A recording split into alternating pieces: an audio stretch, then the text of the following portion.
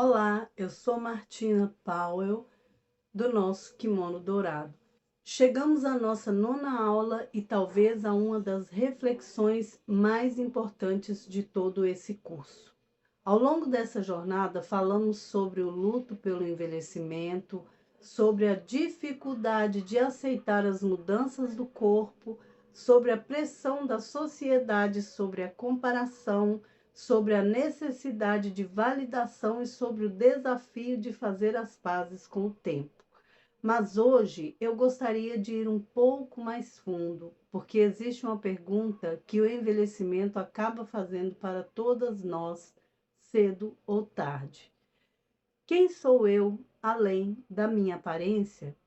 Pode parecer uma pergunta simples, mas ela tem o poder de mudar completamente a forma como enxergamos a nós mesmas. O dia em que o espelho deixa de bastar. Durante boa parte da vida, especialmente para nós mulheres, aprendemos a prestar muita atenção na aparência. Aprendemos a observar o cabelo, a pele, o peso, as roupas, a forma como somos percebidas, e não há nada de errado nisso. Gostar de se arrumar, de se sentir bonita, de cuidar de si mesma, faz parte da vida. O problema começa quando a aparência deixa de ser apenas uma parte de quem somos e passa a ser a principal definição da nossa identidade. Porque quando isso acontece, qualquer mudança física parece uma ameaça, não apenas ao corpo, mas à nossa própria noção de valor. É por isso que algumas mulheres sofrem tanto quando envelhecem. Não porque perderam apenas a juventude, mas porque construíram sua identidade em algo que inevitavelmente mudaria. A pergunta que a maturidade traz talvez seja uma das grandes contribuições da maturidade, seja justamente nos obrigar a responder perguntas que passamos anos evitando. Quando a aparência já não ocupa o mesmo lugar de antes, começamos a descobrir onde realmente colocamos nosso valor. E essa descoberta nem sempre é confortável, porque algumas mulheres percebem que investiram décadas construindo um corpo, mas nunca construíram a própria identidade. Conhecem cada detalhe do rosto, mas pouco conhecem sobre a própria alma. Sabem exatamente o que querem corrigir no espelho, mas não sabem responder quem são quando ninguém está olhando. E eu não digo isso como crítica, digo isso porque nossa cultura nos ensinou a viver assim. Ela nos ensinou a olhar para fora o tempo inteiro, mas raramente nos ensinou a olhar para dentro, que é o que o tempo não consegue levar. Existe uma coisa que aprendi acompanhando pessoas em processo de perda. O tempo leva muitas coisas, mas não leva tudo. Ele pode levar a firmeza da pele, pode alterar o corpo, pode mudar a aparência, mas não consegue apagar a mulher que você se tornou ao longo da caminhada.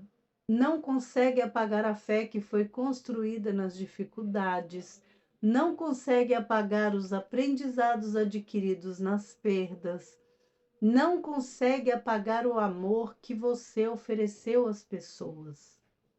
Também não consegue apagar os filhos que criou, os amigos que ajudou, as vidas que tocou, o caráter que desenvolveu, o legado que está construindo, talvez porque as coisas mais importantes da vida nunca tenham sido vividas. E então vem a armadilha de viver apenas para ser admirada. Uma das coisas mais tristes que observo é quando uma mulher chega à maturidade e continua vivendo como se ainda estivesse prestando vestibular para ser aceita, ainda esperando aprovação, ainda esperando elogios, ainda esperando que alguém confirme seu valor, ainda esperando que o mundo diga que ela continua bonita o suficiente, jovem o suficiente, desejável o suficiente. Mas existe uma liberdade enorme quando finalmente percebemos que não precisamos mais viver para sermos aprovadas. Podemos simplesmente viver, podemos existir, ocupar o nosso lugar no mundo sem precisar convencer ninguém de que merecemos estar aqui. A diferença entre beleza e significado é algo maravilhoso, mas ela nunca foi suficiente para sustentar uma vida inteira. Porque a beleza chama atenção, mas significado transforma vidas. E talvez uma das maiores oportunidades da maturidade seja justamente essa. Descobrir que existe algo mais importante do que ser admirada, ser significativa. Quando você entra em um ambiente, o que permanece depois que você vai embora? A sua aparência ou aquilo que você deixou nas pessoas? Essa é uma pergunta que vale a pena guardar. Como cristã, existe algo que sempre me traz paz. A Bíblia diz que o homem vê a aparência, mas Deus, ele vê o coração. E eu gosto muito desse versículo porque ele nos lembra que aquilo que Deus mais valoriza em nós nunca esteve preso à juventude, nunca esteve preso ao espelho, nunca esteve preso ao corpo. Enquanto o mundo costuma olhar para aquilo que está mudando, Deus olha para aquilo que está sendo formado dentro de nós. E isso muda tudo, porque a aparência inevitavelmente se transforma. Mas o caráter pode continuar amadurecendo até o último dia de vida. Se amanhã você acordasse sem poder usar nenhuma característica física para se definir, quem você seria? O que restaria? O que as pessoas que amam você diriam sobre você? O que seus filhos diriam? O que seus amigos diriam? O que Deus diria? Talvez seja aí que esteja a sua verdadeira identidade, não naquilo que o espelho mostra, mas naquilo que permanece quando o espelho já não é suficiente. Muito obrigada por ter caminhado comigo nesta aula.